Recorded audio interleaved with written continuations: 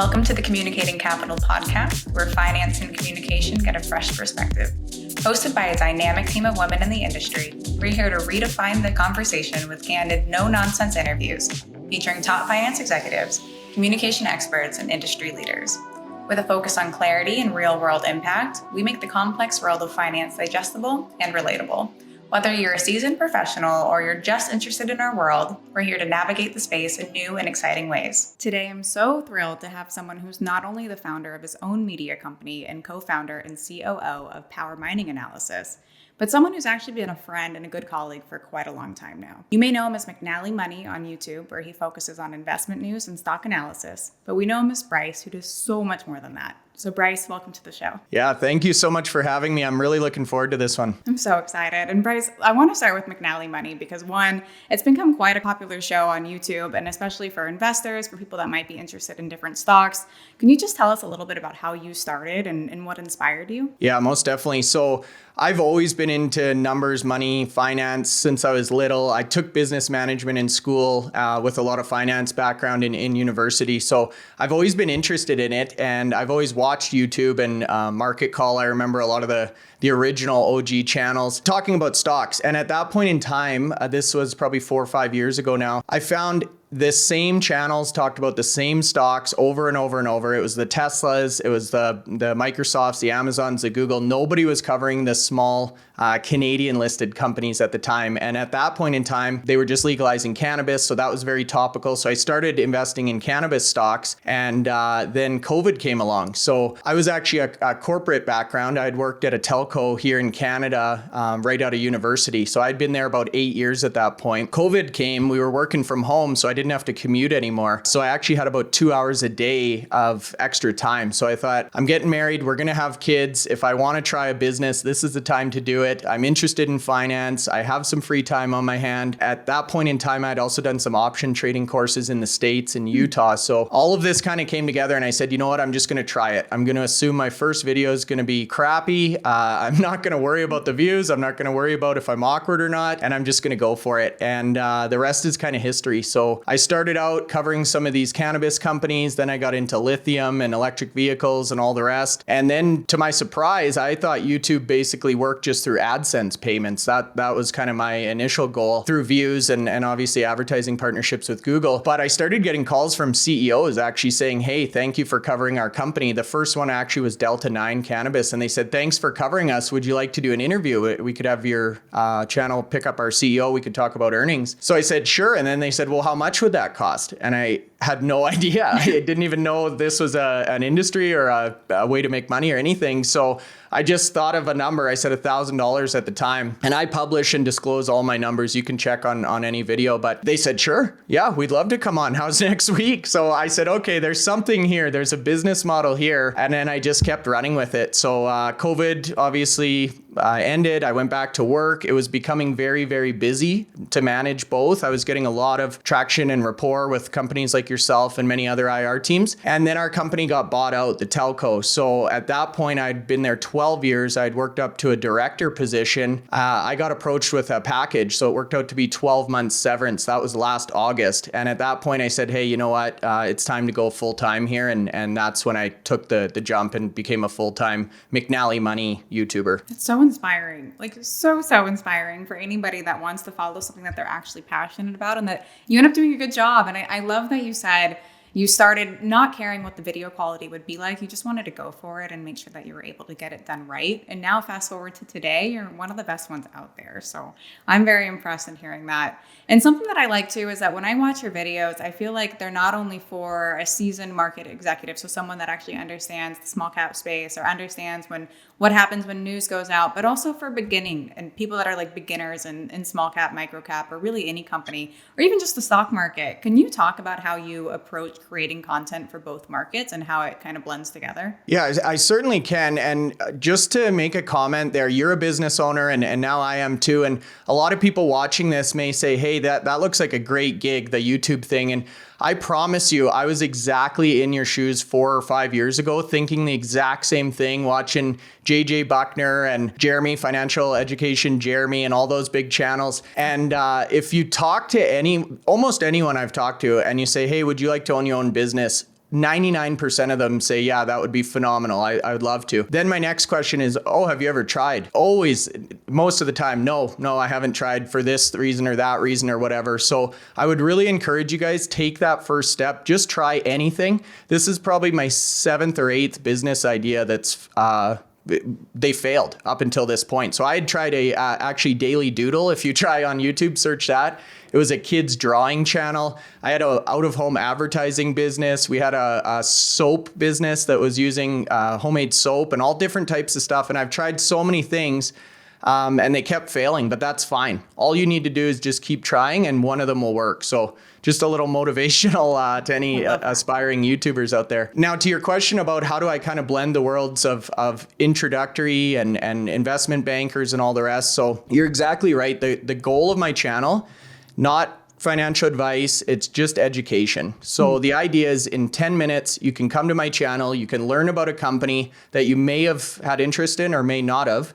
And you'll have a good enough understanding to decide if you want to do additional due diligence. So if you really like doing technical analysis or reading balance sheets or whatever the case is, you're still happy to do that. But this is kind of your foot in the door or introduction to these companies. So I do try and keep it fairly basic in terms of terminology. We're not talking advanced trading strategies or technical analysis or any of that kind of stuff. When I'm talking about resource companies, I don't go super into the drill results or the mining samples. It's meant for regular investors, regular retail investors that want to get education and maybe don't have time to commit to that sampling of hundreds of different stocks to find one they may be interested in. I love that. And something that I actually wanted to know, because I mean, you've done a lot of research on different companies and I'm not saying that we know a lot about this. I mean, there's technical experts out there who are in the stock market every day that have been doing it for 40 years, but you do talk to a lot of companies. And so I'm wondering what type of trends you're seeing as of late. I know you talk to a lot of Bitcoin miners and other companies too. Is there anything in that industry that is sticking out at you today? Yeah, most definitely. So what I like about this job most is learning. And I get to talk to CEOs directly every single day, which is so interesting because generally these are very motivated, driven, successful people, right? And that's who you want to surround yourself by. So for me, that's my biggest pride, I guess, is every single day. We've had over 700 interviews, most of those with CEOs or C-suite.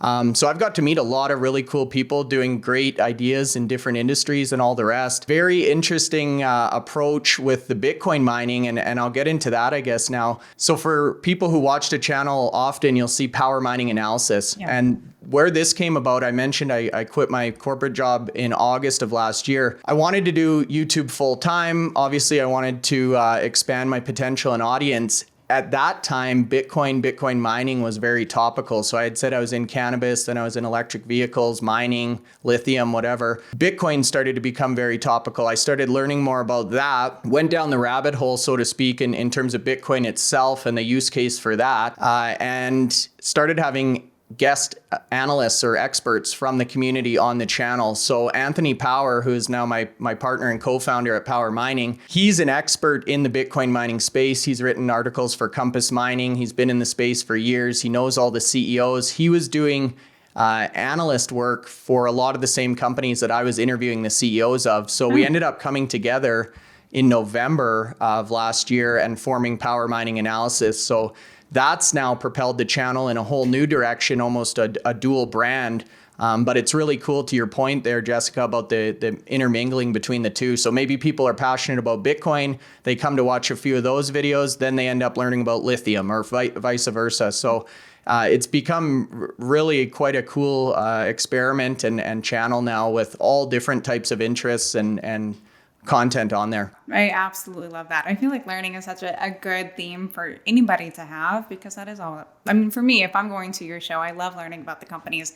I don't know too much. I didn't know too much about Bitcoin mining, I should say, but now I think one of my favorite companies are ones, I can't say them because I might be a shareholder and I don't know if I need to disclose that. But they are on your show. Jessica, you talk about trends. AI is another one that totally has fallen into my lap. So just quickly, for those of you who are unfamiliar, Bitcoin mining requires a lot of energy. It's very energy intensive. So these companies have existing power purchase agreements, infrastructure, transformers, all this stuff available right now. AI came along, ChatGPT and all these other large language models. Now there's such a demand for power and infrastructure and access to data centers in the US specifically. These companies, the hyperscalers, Microsoft, Amazon, CoreWeave, they're coming knocking on the Bitcoin miners' doors. So because I was following the miners, I didn't know anything about AI, but now all these AI HPC companies are approaching the miners to do partnerships. So I've learned all about AI, and now we're implementing some of that in our own company and on the channel. So you're exactly right. The learning is the real value here. I love that. And I'm going to pivot just straight back to how you've built McNallie Money. Something that I've noticed is you have quite a loyal following. So you put up a video, you get a bunch of engagement. People like to talk about the companies that you're posting, whether it's, again, a Bitcoin miner, anything from a biotech all the way to an AI company. If you're covering it, your audience likes to learn about it. What helped you grow from point A, from zero to where you are today? With YouTube, and I've found with Twitter and stuff as well, just consistency. And that was going to be one of my messages today as well, is if you're going to get into this, make sure you find a niche that you're actually interested and passionate about and you want to learn about, because that's exactly what happened with my last channel on the drawing. It was something I wasn't passionate about, and you need consistency. It takes years to build up big audiences on YouTube. I think it took me almost a year to get my first 1,000 viewers or subscribers, and now we're getting like hundreds a week. So it definitely takes consistency, and you need to be talking or doing something that you're going to stay motivated to do. And I feel like you're just doing such an incredible job. And if you're here right now, I wonder, I know in a year from now, you can only go up. So very excited to see where you're going to be. I wanted to ask you, I know we're talking a little bit about advice here and there, but what advice would you give to people that are looking not only to branch out on their own and start something completely new, but people that might want to start a career in the influencer markets, like a YouTuber or somebody on Twitter or something like that? Yeah, my advice that I've found, my uncle actually gave me a great piece of advice: fake it till you make it. So no one knows who you are or what you've done or your history or whatever. Most people I've found are genuinely happy to help and specifically talk about their businesses. CEOs love to, including myself, love to talk and brag about their companies. So reach out and ask people for help. That's what I did in the start. I reached out to YouTubers and just said, hey, what's this like? How do you like it? What aspects are good? What isn't good? And most of them were more than willing to help. So I would say research, learn about it, understand what it involves, because it is a job. It's not just sitting around making videos. There's a lot to it. But ask for help and don't be shy, including myself. I'm more than happy to jump on a call and talk through ideas or whatever. But aside from that, I would say don't be afraid to fail, and fail quick, get up, on to the next thing, and that's how you should think about it. And that's the way you're going to win. If you are listening and you want to follow what Bryce is doing, I feel like exactly that is how you will win. Just keep going, keep going. Bryce, can you also share an experience or anything that you'd like to mention that may have impacted your journey as a finance creator, whether it was a challenge that you had to overcome or something amazing that happened that helped you get to that next step? Yeah, I can. This was recent. So I come from Calgary, Alberta. It's oil and gas predominantly here is the industry. So there is some finance, but it's not a Wall Street. It's not a Toronto or New York or anything like that. So I've always aspired to be one of those type of analysts. I love it. And watching Wolf of Wall Street and learning all about these different companies and stuff. I actually went to New York and got my picture with the big bull and all that stuff outside of Wall Street. What happened recently is, and again, the fake it till you make it strategy, I started talking about these Bitcoin mining companies, which I knew zero about at all. Started to learn a lot about them, obviously, started to meet connections and do my research and whatever. And then last year, when Anthony came on, he already had an in with a lot of the, presentation conference kind of people. He had spoken at a few of these conferences already, and we were able to go to Nashville this year. My first time there, awesome city, by the way, and go to the Bitcoin conference. And we got invited as speakers. And just prior to that trip, we actually got invited to an analyst day in Texas and got to tour 2 Bitcoin mining facilities. And there was 50 analysts on this coach bus they invited. 48 of them were from Wall Street. Like, these were the Cantor Fitzgeralds, the Morgan Stanleys, the big dogs in the space, right? And they knew who we were. And it was phenomenal for them to come up and say, hey, we've actually watched your videos. They've helped us learn about this aspect or that, or immersion cooling or whatever it is. So not to gloat or brag, but I never thought I would become one of those type of people. And just by going through the motions and pretending I ended up kind of being one of them. So now we're going to Amsterdam next week to speak at the Bitcoin Amsterdam conference. They do one in Asia, America, and Europe. So we're going to go to the Europe and America one this year. Next year's in Vegas. So that's really become a highlight of my career. Is I've taken something that was online, me and my computer in my basement, to now on stage in front of thousands of people at a conference where there was Trump and Michael Saylor speakers, and I'm on the same website as the speaker. So that was pretty surreal, pretty eye-opening, very nerve-wracking being on an actual stage. And I would say that was probably the highlight so far. I love to hear that. I mean, if anything, that's like a path that so many people could only dream about following. So I'm so happy you're sharing that with us. You just mentioned Amsterdam Bitcoin conference. Are there any other events within the next, I would say, 6 to 9 months that you would recommend people going to?